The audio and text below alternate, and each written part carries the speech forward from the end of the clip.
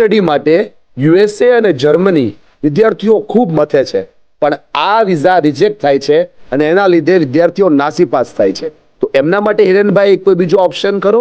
Yes Manishbhai, I think UK એમના માટે best option છે. એના 4 મેઇન રીઝન છે.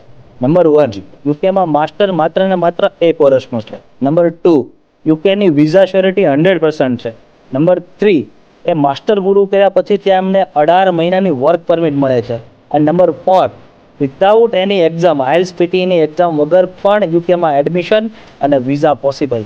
શું વાત કરો છો? આઈએલટીએસ અને પીટી આપ્યા વગર કેવી રીતે? અમે આજ દિન સુધી એવા સ્ટુડન્ટને વિધાઉટ આઈએલટીએસ એક્ઝામ યુકે મોકલી આપ્યા છે. એમાં એવું હોય કે જો તમારે 12th ઇંગ્લિશ સબ્જેક્ટમાં 65 માર્ક્સ હોય, બરાબર, અને જો બેચલર ઇંગ્લિશ મીડિયમમાં હોય, તમારે કોલેજ અથવા યુનિવર્સિટીમાંથી MOI લેટર એટલે કે મીડિયમ ઓફ ઇન્સ્ટ્રક્શન લેટર કઢાવવાનું હોય, અને એ લેટર બેઝ પર અમે મોસ્ટ ઓફ યુનિવર્સિટીમાં એડમિશન બી કરાવ્યા છે અને સ્ટુડન્ટના વિઝા બી કરાવ્યા છે. જો તમે બી સ્ટુડન્ટો વિધાઉટ એની એક્ઝામ યુકેમાં પોતાનું કરિયર કરાવવા માંગો છો તો કમેન્ટમાં યુકે લખી દો. અમારી ટીમ તમને એમનું ફૂલ ગાઈડન્સ આપશે. તો તમારે પણ યુકે સ્ટડી કરવું છે તો રાહ કોની જોવો છો? કમેન્ટ કરો.